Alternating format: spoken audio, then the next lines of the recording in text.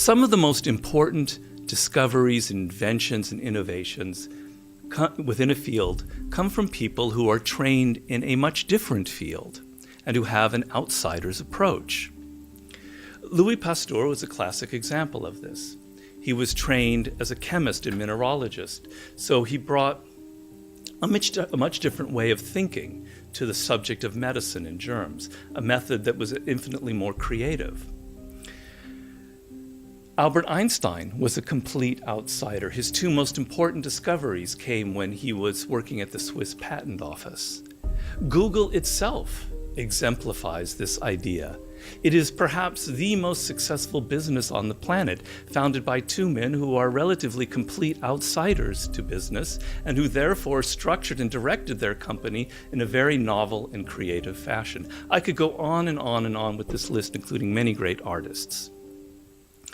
There are two important reasons why outsiders generally have a creative advantage. First, they are less steeped in and burdened by the conventions of the field that they are attacking. They ask a different set of questions. They approach problems from unconventional angles. And second, they are often trained in totally unrelated fields and so can make interesting and creative connections between two very different forms of thinking, like science and business, or chemistry and medicine, or engineering and design. Now, we can't all consciously follow such a path, but even within the careers that we're pursuing, we can train ourselves to think like outsiders and help loosen up the mind in the process. How did you stay motivated all the time? People ask me that all the time, and the answer is I didn't, and neither did you to become successful. The separator in life is really important. People think the most inspired, motivated person wins. Nah, not really. It's the person who can work on the days they're not inspired and motivated. It's what do you do when you're not feeling great? What do you do when it's not your best day? How do you do that? Carries you through is rituals and habits. So when you're fatigued, when you're tired, when you're under pressure, you react reflexively. And so successful people rely on habits and rituals, not just their inspiration and motivation level. Of course, we're both professionals at being motivated and inspired, but that's not every day, every minute. And so what do? I work on the days because my habits and rituals carry me through. And so for me, here's how I look at my life and my day. If I can control the first 30 minutes of my day, and the last 30 minutes of my day, I have a whole lot better chance of the middle of my day being controlled. And so I'm a freak about the first 30 minutes of every day. It's really about the first 45 minutes, and I'm obsessive about the last 45 minutes of every single day. That gives me some illusion in my mind and measure of control. The other thing it does, it delivers to me habits and rituals that serve me, that I do every day that are consistent. It gives me comfort in stormy times. That ocean out there is raging at the top right now, right? The waves are crashing. At the bottom of that ocean, it's completely calm. At the bottom of that ocean is the habitual part of the water, right? It's the part of the water that stays the most consistent. That's why it's so calm, okay? So when you see someone out of control, their emotions are up and down all the time. This is someone who is without rituals and habits. Successful people have those, and so they do. And so it keeps me calm, it keeps me comfortable.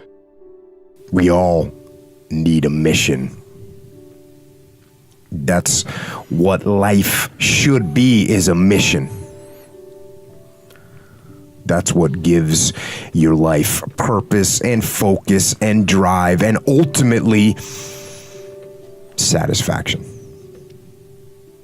Now, that mission can be the job you work at. It can be providing for your family, or it can be getting better at jiu-jitsu, or stronger at Olympic lifting, or starting a business that you want to grow and build and take over the world.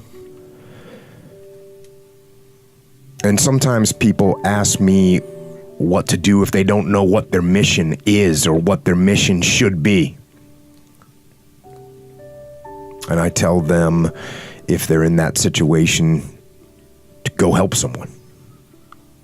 Go help someone else. Make that your mission. Because that will make you better, and it'll make the world better. And eventually from that, you'll see what your mission is. I want to be great, and I want to be the best player in the league, and I work, to accomplish that goal and whatnot. So I don't know what it takes to make that a definitive answer or not. I come out every night with the same mindset, and obviously, LeBron's a world-class athlete.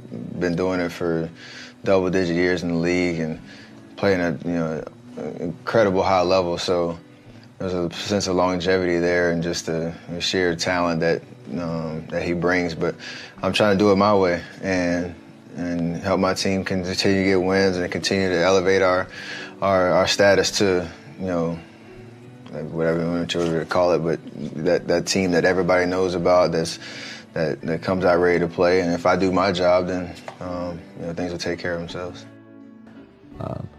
But I don't know how any of us grow if we just, tread water. The idea is that we keep growing. And like we were saying before, is the fan base I have now, they're so sophisticated, they almost expect me to do the unexpected. And that gives me a lot of room to challenge myself as well as them. One of the most difficult choices I have ever faced in life was in 2008. I think I had maybe $30 million left, or $30 or $40 million left in 2008. And I had two choices. I could put it all into one company, and then the other company would definitely die, or split it between the two companies. But if I split it between the two companies, then both might die. When you put your blood, sweat, and tears into creating something, or building something, it's like a child.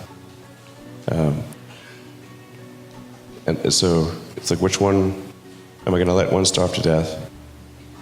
I couldn't bring myself to do it, so I split the money between the two. Fortunately, thank goodness, they both came through. There isn't a better way to live your life. There's no right way and wrong way. There is only the way that gives you more energy. There is only the way that gives you fulfillment. When you have those things, when you're fulfilled by what you're doing and it's giving you, the harder you pursue it, it's giving you more energy, you're on the right path. As the Greeks would say, segolodromo, I can't believe I messed that up. Segolodromo, which means you're on a good road. And that's what I want people to understand. Like, yes, I preach a very specific path, but I don't think that it is a universal path.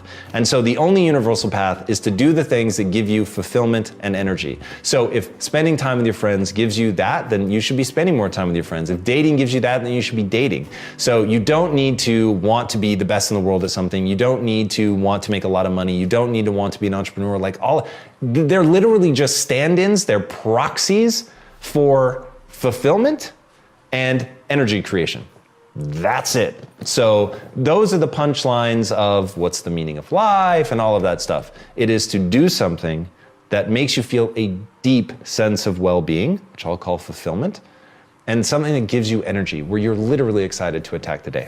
Your values and your goals should be aligned. They should not be adversarial. They shouldn't be counter to each other. And if you think about what your goals are, your goals should be set up in a way that they support your values and vice versa. That's just the way it is. So I'm not sure where this is going to be an issue. If you're setting up goals that are contrary to your values, you got some issues. Now, I guess if you had the goal of winning the blue belt jiu-jitsu championships, and in order to win, you cheated, like you claimed someone was reaping your leg and you said, you tap and you get the guy to qualified and you win. That could be an example, right? Yeah. Now, do I support that? No. That's wrong. You go win against the values of martial arts to do that. So you didn't win anything and you didn't achieve your goal because you weren't actually the best. Right. So I say no on that one. Another one, let's say you wanted to make a certain level of profit at your company. So you cheated a little bit on the quality of the manufacturing and you sold items that weren't quite reliable. Do I support that? No, right? And why? Let me tell you why. Because your goal is not even aligned with your goal itself. Because when you start making substandard manufactured items, what's going to happen in the long run? People are going to say, hey, we don't like these. Yeah. We're not going to buy them anymore. So you didn't win. You might have won in the short term, but you didn't win. And again, you're going against your value. You should have values that you don't want to,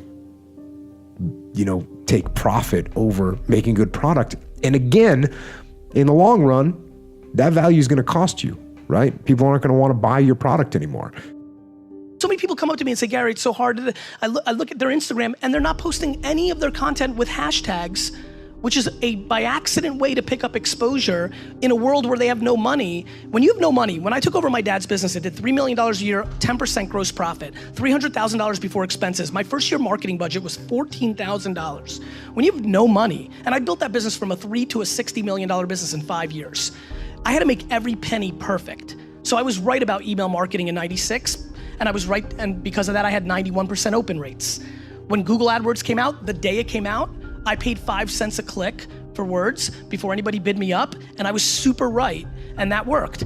How much is that luck versus preparation, and do you ever get anything wrong? What do you do when you make a mistake? I get everything wrong. It's just that I can't recall it because once it's wrong, I'm moving on to the next thing. Like dwelling on what you f***ed up on is the quickest way for the next thing not to work.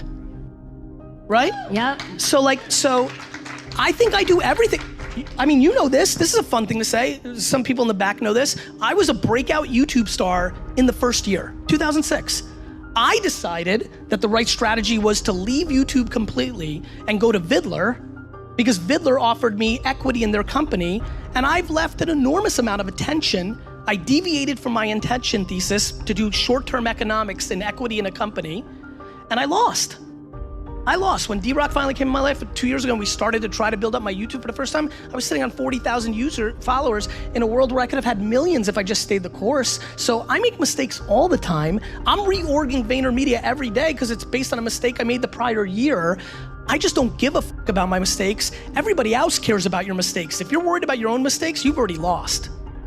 You learn to embrace uncertainty and chaos. Life is inherently chaotic and it doesn't fit into our tidy formulas. Not only does this not make you anxious, but you find chaos and uncertainty deeply exciting and stimulating. Slowly adopting this as an overall philosophy will naturally loosen the mind up and give it greater creative flow. You will naturally consider more options and possibilities.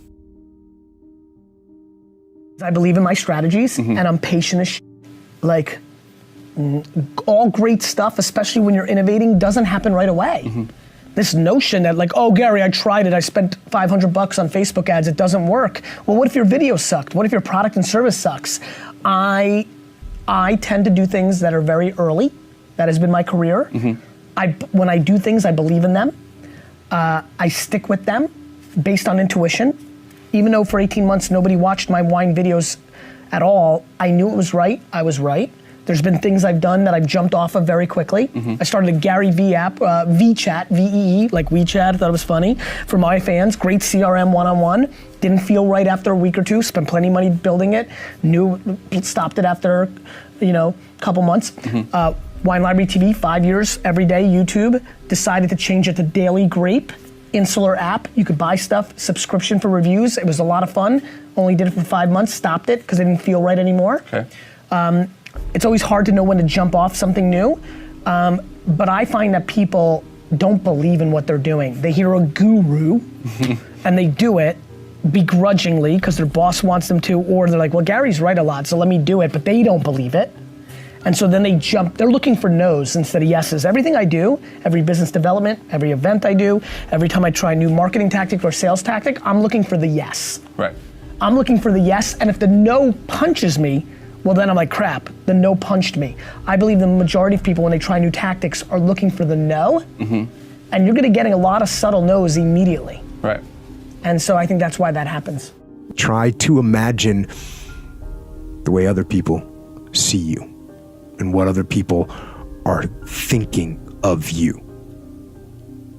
And one place where this happens, and it definitely happened to me, is when I started getting put in charge of things, I started thinking about other people's perspectives. What are they seeing? If you're in charge, then what do your subordinates see you do? What do your subordinates hear you say? What kind of representation are they receiving? And If you work for someone else, it's the same questions. What does the boss see me do? What does the boss hear me say? What kind of representation am I making of myself to my boss? And then you start thinking about, what do your friends and family think? What do they see? What do they hear? And so the question becomes, how well do you represent yourself? What shortfalls do you have? Now, when you first start looking, it's like you're looking at an overgrown lawn. There are some big, obvious problems, so you do a broad, just kind of general cut of the grass. You fix some of the big, easy problems that are obvious. But once you've done that, once you've gotten rid of some of those big, obvious problems, you notice some more detailed problems. So then you handle them. And once you've got those handled, you see even smaller and more detailed issues, so you start trying to fix them. And that's what you do with yourself. You continually detach, and then you look, and then you refine, and then you detach, and then you look, and then you refine, and then you detach, and then you look, and then you refine. That's what you do. That's how you get better. And that process doesn't stop. It can't stop, because if you stop refining, then the weeds grow back, and the next thing you know, you can't see yourself anymore. And when you can't see yourself anymore, when you stop looking at yourself, then you accept anything. And that's wrong. Don't accept the faults. Don't give yourself the benefit of the doubt. You've got to be your own harshest critic. Starting with Lincoln Lawyer was a time when I said I wanted to recalibrate my relationship with my career.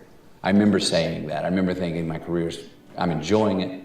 I love what it's given me. I like going to work. I like the things I've been doing. But everything I started reading, I felt like, it's another version of something I've done, or I feel like I could do it next week. And I remember going, well, wait a minute, before you get mad at thinking you could do something next week, that's a valid feeling. Don't just say no to something because you feel like you can naturally do it. But then I said, okay, fair. I'll shake with you on that, McConaughey, but let me find something that I don't know what to do with that next week or the week after. Let me find something that I really like, but I'm going, I'm not sure. That scares me, that shakes my floor. And I was fortunate enough, because that Schedule F check I got in Angels in the Outfield, to know that my rent was paid. I was fortunate enough to know my kids were going to eat. I was just shepherding my first son into the world. So I had that to take care of my time. And I said, it's a great time to go into the shadows and be a father and sit back and see if something turns you on from the inside, or if something finds you, if you're the target that can draw the air. But we're okay. Rent's paid, kids are going to eat. We can take some time off. I know he was thinking about I'm done, but I didn't know how long the dry spell was going to go. So I said no to some of the things that were similar to what I had been doing before. And it took a while. I had to sit down with my agent and say, hey, I'm really going to do this, and I need your help with my commitment to this, because after 8 months, if the same thing comes in with a big $10 million paycheck, it starts to read better and funnier. I promise you, the same words. All of a sudden, I think this thing's great. I think I can find an angle. No, I can make it a different experience for me. So I said, I'm going to need your help bunkering down here and saying no to some things. And so I'm going to need you to be a gatekeeper, one, to keep them from getting to me, two, but let's be real clear. I'm looking for some different things to do. He handled that. My wife, we said, we don't know how long it's going to be dry. Then after they quit sending those, then it did get dry. Then nothing came for about a year. Wow. There's nothing. And I didn't have any sleepless nights or, oh my gosh. I was like, no, I'll find something. I'll write. I was writing a lot. I was turning myself on creatively, and as I said, I had my first son to shepherd into the world. And then the funny thing happened, the beautiful thing happened, that somehow the target drew the arrow, and I think, my opinion is, I became a new good idea by removing myself. I became, William Friedkin calls for the first time, Steven Soderbergh calls for the first time. Somehow in that 2 years, I became a fresh new idea that I don't think I was 2-3 years prior.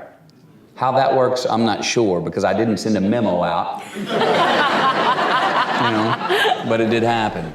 There was this one role that I wanted to play desperately, but I started to get offers for other movies, and there was a big Disney movie that they wanted me to do, and I don't know where I got those little balls at 16 years old to say, no, I'm gonna wait it out because I want to audition for this other film. But if there's one thing that I'm really proud of in my entire career, it's that moment at 16 to say that, and do that and have that sort of conviction of what I wanted to do. That's the one thing I'm really proud of. If you can see it here, and you have the courage enough to speak it will happen. So I see these shots, I see these sequences, and I don't shy away from them.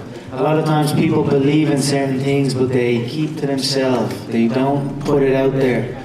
If you truly believe in it, if you become vocal with it, you are creating that law of attraction, and it will become reality. We took a lot of pride in trailblazing and how the game was played back at that time. We would intimidate teams, and we would want to dominate teams. But also, too, we also had the thought process that a team was never going to outwork us. We're going to be the hardest working team in the country. You will never know the answer unless if you ask. And that's what my father always taught me. He's like, you're never going to know if you don't ask. So ask. And that's what I do. And that's kind of how I also I communicate with my team.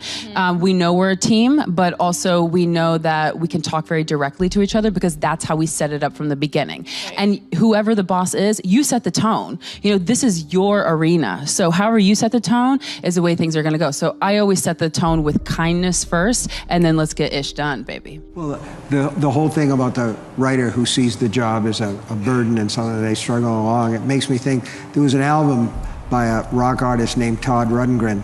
It was called The Ever Popular Tortured Artist Effect. And I sometimes think that writers draw this cloak of the tortured artist around them because A, you can get free drinks, and B, chicks love it. They love that tortured thing going on. But I've always thought that it was a terrific job, and I've always felt very, very fortunate, blessed really, to be able to do it. Because I do it for free if I couldn't do it for money, but I love doing it for money. That sounds kind of nasty, doesn't it? I love doing it for money. Well, I think impossible is not a fact, it's an opinion. When someone tells me it's impossible, I always just look at them.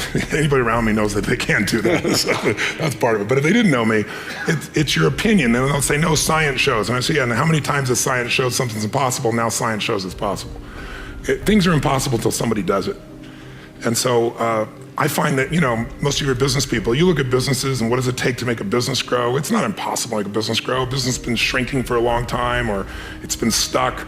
The real problem is always, the chokehold is always the psychology and the skills of the leader, always. And 80% of that is psychology and 20% is the mechanics. Like if you don't know how to read your financials and you're trying to fly the plane of your company, I mean, come on. If all you do is go down, you look at profit and loss and you see what it is and you have a beer, either way, you either celebrate or you get depressed, something, you're gonna be in trouble, right? But if you have the skill sets, that's one thing. But you can get any skill set if you have the psychology. And anytime a business is not growing, it is not because it's impossible. It's because they aren't innovating, and they're not innovating because they're believing it's impossible. I mean, if we all know what does it take to transform, I always tell people it takes 3 things to create a breakthrough in anything, in your personal life, in your business, anywhere. You need a strategy. But that's not the first place you should look, and it's the first place all of us look. Me too. It's our inherent thing. You want to lose weight? Well, how do I do it? I want to grow my business? How do I do it? It's instinctive. We've been trained to think that way. But the problem is the how-to is usually not that complex. I mean, come on. 70% of America is what, 75% of America now is overweight? Is that because it's so complex how to be fit and strong, right? You know, only the 1% know the answers. They hide it from you. You have to work your ass off to not hear what it takes, right? And so, you know, I remember I went to a TED Med Center, and I watched about 12 doctors, one after another, get up and do these stories about how we could just get patients to take their medications and try to figure out the whole thing. And I was just looking and going, you're all talking about strategy and you've forgotten psychology.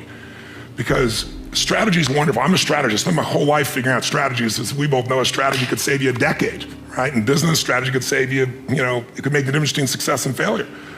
But most people have strategies available, or they could get them, or you could create them. But the problem is you got a story. And your story is why it isn't working. And the story is, I've tried what? What?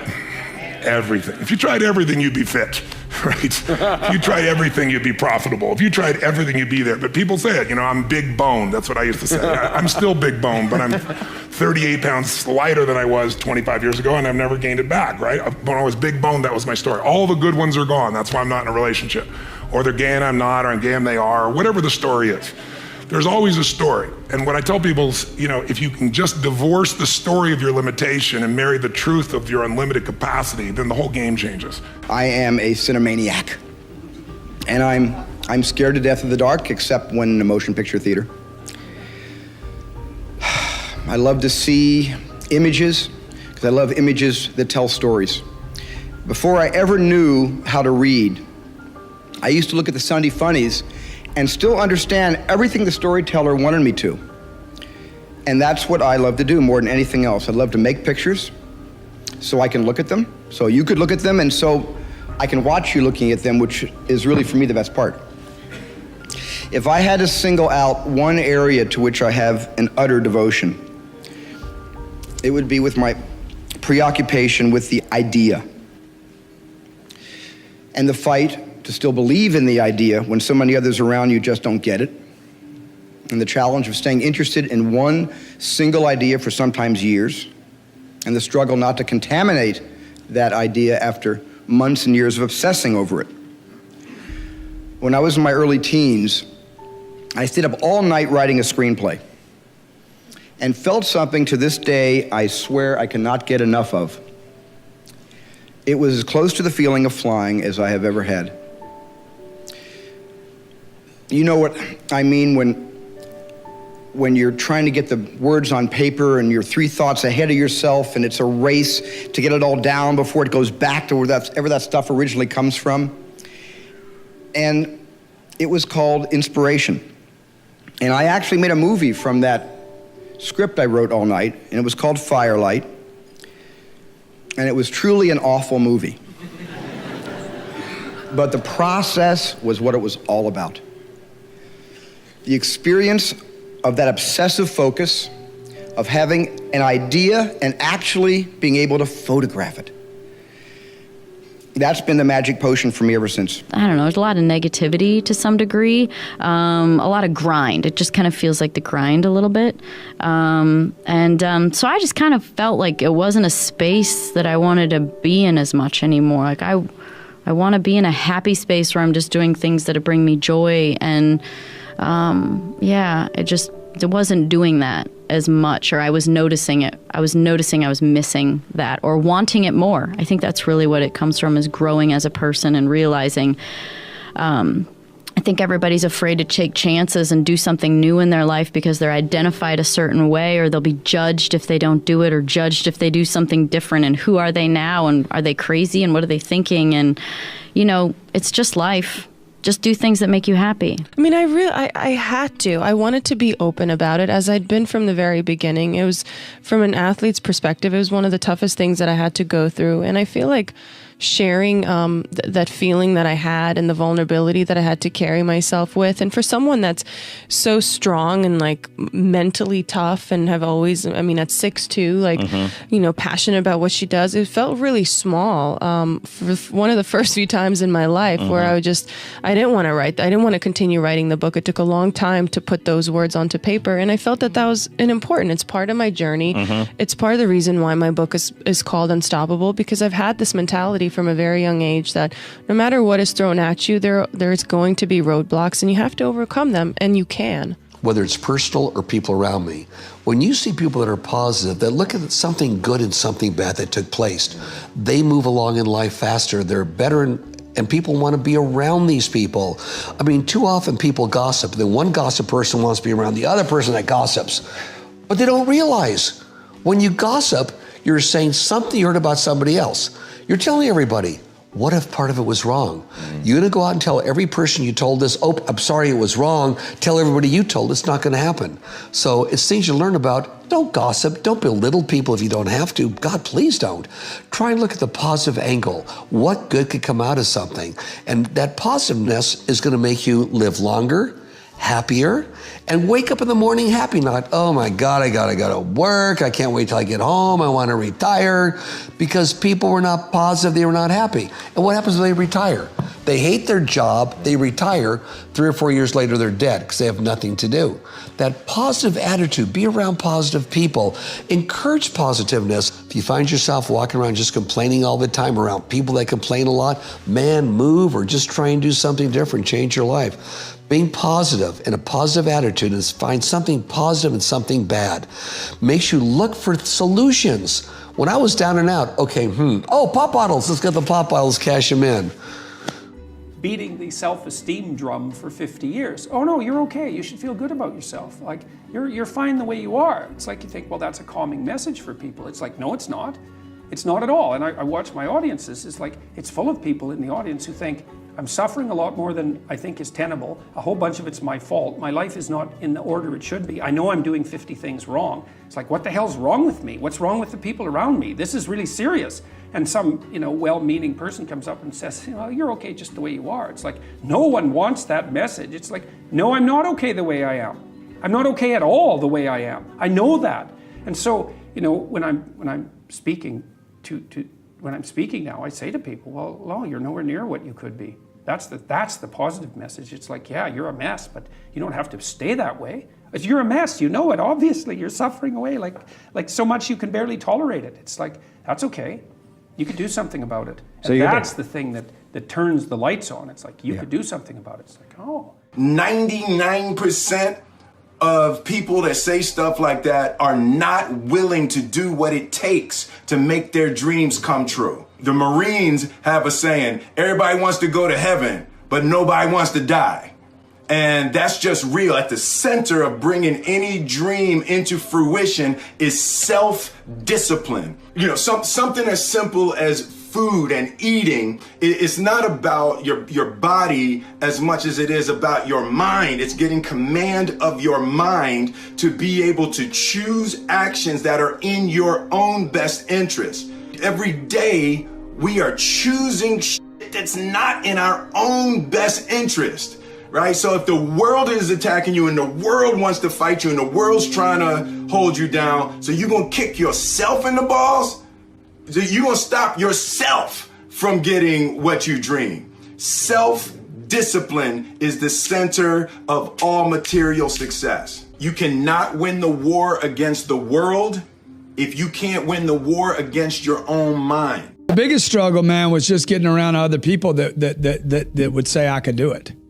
I mean, that's the biggest struggle. Just you get around one guy says, yeah, you can do it. And then you talk to him tomorrow and he's like, no, dude, this freaking, you can't do this. There's so few people telling you to do it. You know what there is a lot of? Save your money, protect yourself, conserve, don't spend, don't take risk. Taking risk is the new way to be risk adverse. So the biggest struggle for me was my family, man. The people closest to me was the biggest struggle. Every time I went out to do another deal, everybody told me, you don't need to do that, man. The only person that was encouraging me was my twin brother, because I would see how he was doing it. Dude, he was making his swings. And so every time I'd get around other people, so I'll tell you a little trick I did. On weekends, I would always go see homes I couldn't afford.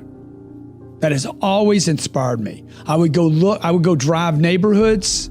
Literally, I've done this my entire life until I finally got to the point where they wouldn't even let me in the neighborhood. There's neighborhoods in Miami, dude, you can't even go see. They won't even let you in the gates. Most of them you can get in if you know some of my tricks. So the point that Shovita's writing on the board right now is you got fuel in your tank. It wants to be accelerated on, and then you got somebody in the back seat saying, hey, be careful. Nobody likes a backseat driver, okay? So they're sitting there, they're putting mental pressure on the brakes when you're trying to accelerate. Use active imagination is deceptively simple. Often what separates creative from conventional thinkers is that they simply search wider. They use their minds to generate possibilities that others don't think of, and then they work to verify what they came up with. We saw a classic example of this with Pasteur. Another great example is with Henry Ford. Early on in his career, in the earliest years of what would later become the Ford Motor Company, Ford was anxious to speed up the production of cars.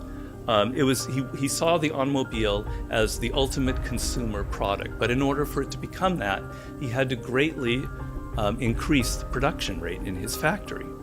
So he spent a couple days looking at his employees on the factory floor and trying to imagine how he could get them to move faster from car to car. Suddenly one day he imagined something completely different. He imagined the men standing still and the cars coming to them. He didn't know what that really meant, but he decided to try it out, and lo and behold, it increased productivity by such an incredible exponential rate that it could now become the consumer product that he had envisioned. Things like antibodies or assembly lines, they seem so obvious to us now, but they are never obvious in the present, and they involve an incredible leap of what I call active imagination.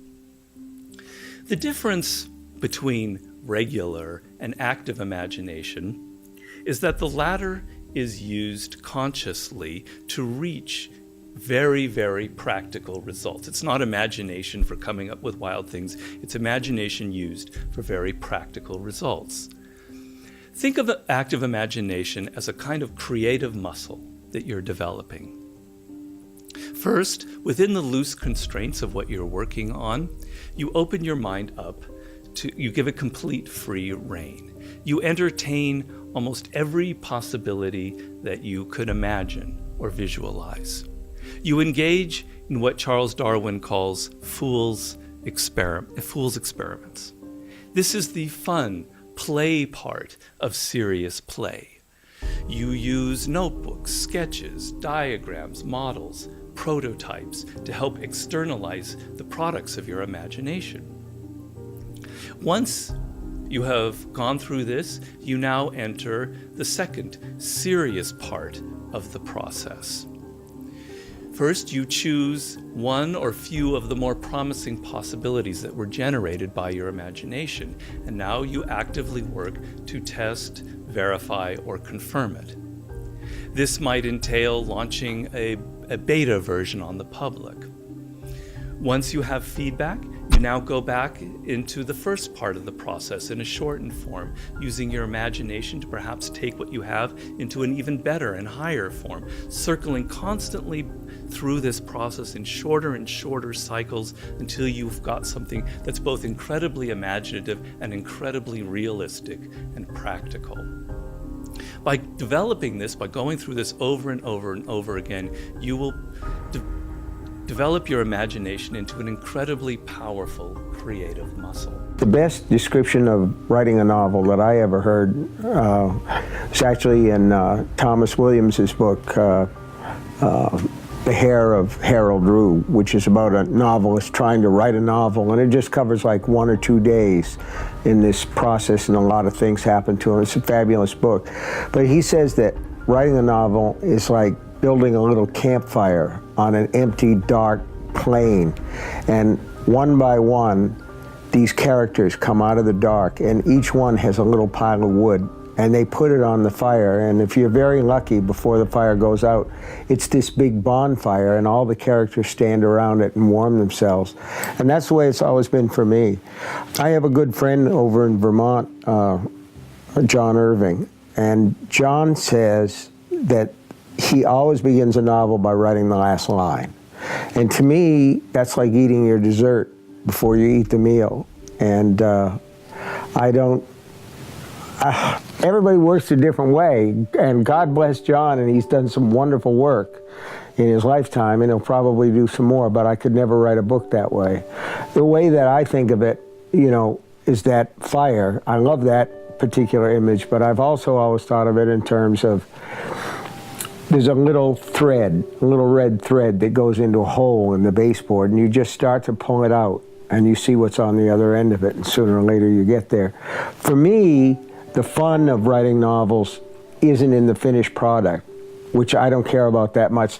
There's a guy who was looking at my shelf over there. All the books are on the shelf, and to me, those are like dead skin. The things that are done. But I love the process. I get it back by remembering that you might die tomorrow. That's true. So I'm inspired by practicality and reality and the truth, which is, it is ridiculously impossible to become a human being. I am one. I have other good things going for me as a human being, and I'm just grateful. You're dwelling and looking at what you don't have versus looking at what you have. If you actually looked at what you had, your health, living in America, who the heck knows what would be on your list? If you actually spent all your time looking at that versus, I don't have $1 million, I'm not famous, I don't have this. If you spent all your time on what you have versus what you don't have, you would be the happiest girl on earth. You got to make a commitment to service. You got to make a commitment to hey, I have a target. I know that when we don't achieve targets here in my office, the first thing I ask, regardless, the internet department, if it's my accounting department on collections, or it's my sales department, I'm going to ask a question. What is the target? No target results in no sales. So if you're in parts, if you're in service, look, have a target. Measure that target hourly. If you really want to get results, measure your target every hour to see what did we get in the last 60 minutes. I promise you, do those two simple things. Don't even learn anything about how to sell anybody anything. Have a target, measure it every hour, and I guarantee your sales will come up. Why do you prioritize sleep so highly? Just curious of what makes you so committed to that and the science behind it. Thank you for all you do. I find that I'm slower when I'm fatigued. So I find myself drifting. I have more symptoms of what we'll call ADD, so that my attention just drifts. And then I find I'll read a sentence or whatever and be like, God, I have to reread the sentence like 10 times. So that was just going, whoa. I'm not as efficient as I could be. And then the other is I find it a unique form of misery. There is an additional ring of hell that is saved just for people who are fatigued. I hate it so much. So it's misery, and I don't understand people that live a life that is miserable. I just don't get it. And then on top of that, I think you actually accomplish less if you're fatigued. So you're putting more hours, but you're actually getting less done per hour. So if being fatigued puts you at 0.6 of what your output could be, and then being just incredibly well rested, prioritizing that puts you at, it's, I guess mathematically I should be saying just 1, then you have to make up 40% of the number of hours in waking up early just to break even, and then you put misery on top of that. So that's my N of 1 experience, is that I am so deadly efficient when I'm rested that I just get more done. So comparing those two side by side, I actually accomplish more. Sleep at the same time, wake up at the same time, 7 days a week, no matter what. Really? Sleep is so valuable, it's so important, it's so underrated. I used to think that, here's what I'm a fighter jet. I would literally walk around the house, honey, I'm a fighter jet. Fighter jet, doesn't even come down to get refueled. They're up there getting refueled, right? We've all seen the YouTube videos. Yeah. Well, the fighter jet, if they leave those afterburners on too long, they just fall out of the sky, which no one had told me. Right. Until I fell out of the sky. I was having essential tremors and anxiety attacks and not realizing it. And as I got better at sleep, those just went away, because one discipline leads to another and to another. How you do anything is how you do everything, right? And so that one thing that he taught me, or I learned through him, and we'd be in Vegas, we'd run a mastermind together, because now we run a mastermind together.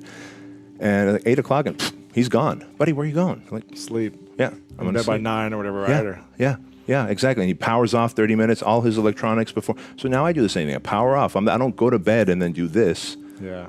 I'm powered off 30 minutes before, and my mind stops racing, and the left and right side start reconciling of the information I took in throughout the day versus the information I keep consuming, taking it, right? Until I fall asleep, and then Lord knows what happens in my brain. Right. What time do you go to bed and wake up?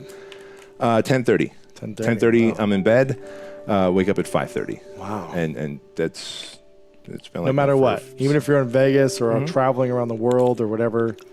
Yeah, I'll adjust to that time zone real quickly, and 10:30 I'm in bed, 5:30 a.m. I wake up, and I go right through my rituals. How did you stay motivated all the time? People ask me that all the time, and the answer is I didn't, and neither did you to become successful. The separator in life is really important. People think the most inspired, motivated person wins. Nah, not really. It's the person who can work on the days they're not inspired and motivated. It's what do you do when you're not feeling great? What do you do when it's not your best day? How do you do that? Carries you through is rituals and habits. So when you're fatigued, when you're tired, when you're under pressure, you react reflexively. And so successful people rely on habits and rituals, not just their inspiration and motivation level. Of course, we're both professionals at being motivated and inspired, but that's not every day, every minute. And so what do? I work on the days because my habits and rituals carry me through. And so for me, here's how I look at my life and my day. If I can control the first 30 minutes of my day, and the last 30 minutes of my day, I have a whole lot better chance of the middle of my day being controlled. And so I'm a freak about the first 30 minutes of every day. It's really about the first 45 minutes, and I'm obsessive about the last 45 minutes of every single day. That gives me some illusion in my mind and measure of control. The other thing it does, it delivers to me habits and rituals that serve me, that I do every day that are consistent. It gives me comfort in stormy times. That ocean out there is raging at the top right now, right? The waves are crashing. At the bottom of that ocean, it's completely calm. At the bottom of that ocean is the habitual part of the water, right? It's the part of the water that stays the most consistent. That's why it's so calm, okay? So when you see someone out of control, their emotions are up and down all the time. This is someone who is without rituals and habits. Successful people have those, and so they do. And so it keeps me calm, it keeps me comfortable. Because I believe ambition is not a dirty word. It's just believing in yourself and your abilities. Imagine this. What would happen if we were all brave enough to believe in our own ability, to be a little bit more ambitious? I think the world would change. And I had about a year and a half where I would audition, and I would get 1 callback, 2 callbacks, 3 callbacks, and I never got the part. And I remember feeling like I'm too tight. You know what I mean? I think maybe I'm studying too much. I remember talking to myself, and maybe I'm studying too much about the import of the line and everything. And you know what? I think I need to go back to doing what I did when I first started, which is I was just a guy and I improvised. So I had a film that I was cast for, and I was playing this on-the-border Mexican drug lord. And I told myself, I said, I'm not going to look at the sides. I'm not even going to read the script. It's an on-the-border Mexican drug lord. I hear the synopsis. If I know my man, then I'll show up and just, obviously, I'll read it right before I go on. And if I know my man, that'll be like, well, that's exactly what he'd say. Foolish. I go to set that morning. All right, all I got to do is have a glance at it, and it'll be like, yep, I know how to do it. Well, I look at it right before we're about to say action, and it was a 1.5-page monologue in Spanish. Oh, and I remember I felt this drip of sweat come up on the back of my head and go down, and I, for whatever reason, I looked over and I said, can you give me about 12 minutes? Why I said 12 minutes, I don't know. I figured it was like not long enough to be inconsiderate, but long enough to maybe get a little bit of that stuff. Anyway, I think I was horrible in it. I stammered through some Spanish and tried to look at lines. So then I was like, okay, that's not the way to go. There's a blend here of having to do your due diligence, do your studying, but then being able to go there on the day and relax and throw it all away. Who are you competing with? And whatever you do, you have to ask yourself, what's your edge? Right? What is the one thing that gives you a competitive edge? If you don't have an answer, you can't start that company. You're going to lose, right? I said it before, if you're trying to compete with me, you better know a whole lot more than I do about whatever business we're in, because otherwise I'm going to kick your ass. right? So you have to ask yourself, what is your competitive advantage? And with that competitive advantage, what's the best way for me to get customers who are willing to write me a check? One of my skill sets has always been, I've been able to walk into any type of business and understand their company, understand how they make money, understand how they compete. So I can walk into a shoe store, I can walk into a hospital or whatever and say, all right, here's my technology, here's how it gives you an advantage. And I try to do the same thing. On Shark Tank, you hear us say it all the time. What is your competitive advantage? Just saying it's my passion. Did you ever walk into 7-Eleven and say, wow, I'm shopping here at 7-Eleven because they're really passionate? No, right? And when you go and you think about your own buying decisions. What makes you decide to buy? Now you might want to support veteran-owned businesses. When it's a toss-up, yes, right? But at some point you have to grow beyond the community and you have to be able to say, you can walk into any situation and know without any doubt in your mind, this is why you are the best product or service and you are the best company to provide that product or service. Period, end of story. If you can't do that, you have to ask yourself, who is doing it? What are they doing that gives them that edge? What allows them to compete or help their customers better than you can? Right, because that's what it's all about. We all as consumers make buying decisions. And the people who are buying our stuff, product or service, use the same thought process for those buying decisions. So always put yourself in your potential customer's shoes. What is it that I have that makes it a no-brainer for them to buy from me? If it's, I'm nice, I'm passionate, you're in trouble, right? There's gotta be something, because even if you can get some customers, how are you gonna grow it? How are you gonna sustain it? And what's gonna keep the next person from coming in and doing the same thing? Because look, with success comes additional challenges. The more you succeed, the more people say, damn, okay, that's an opportunity. I think I can do that better. And so success isn't, look where I'm at. Success is go, go, go, go, right? I mean, people say, wow, you've done this. I'm still going, right? To me, business is the ultimate sport. And there's nobody on the face of the earth that's more competitive than I am. I've said that to Magic Johnson, Michael Jordan, Larry Bird, you name it, right? Any athlete, any business person. It is the ultimate sport, and we're competing all the time. What is it that gives you an edge that allows you to compete? How do you sustain that? And how do you find more people that say yes to buying that? That is going to be the key to your business. And how do you sell it? If it were easy to get what you wanted in life, Google would have already figured out an app. You would just type in, okay, I'm a student and I want to go from being a student to being successful. And Google would tell you, go to college, then you get your master's, then you land this killer job, and then you put in a bunch of FaceTime while you're checking Facebook. Then you get promoted to manager, and then you realize managing people kind of stinks, and then you keep climbing the corporate ladder. And then you start to wonder, well, how did I end up here? And then you wonder, well, is this what success looks like? You're like, no, I'm going to go to Jay Hilburn. That's what success looks like. So keep this in mind. If there's something that you want, like 7 people, or a trip to Africa, or you're going to make it to Mexico in the pink shirt, I'm looking at you again, sorry. I'm watching you. And rooting for you. Keep in mind this. Here you are. This is what you want. I spend a lot of time on lacrosse fields, although they don't really look like this. You tend to think that what you want, you just march right towards it. But if in sports you march right towards the goal, what happens? The defenders come in. And what the defenders are is it's your brain saying, ain't gonna happen. So the second you start moving toward that thing you want, be ready.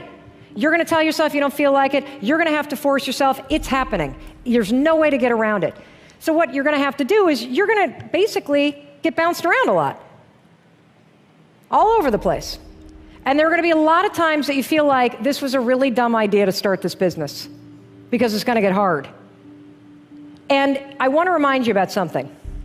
Unlike a sports field where there's an in and out of bounds, the great thing about life is there actually aren't any. And it's usually in those moments where you feel like you can't do it, that you're closer than ever to having everything that you wanted. And I wanted to show you this so that you keep it in mind, because I think a lot of times when you look back, it's the darkest moments where you realize, holy cow, that's what projected me forward.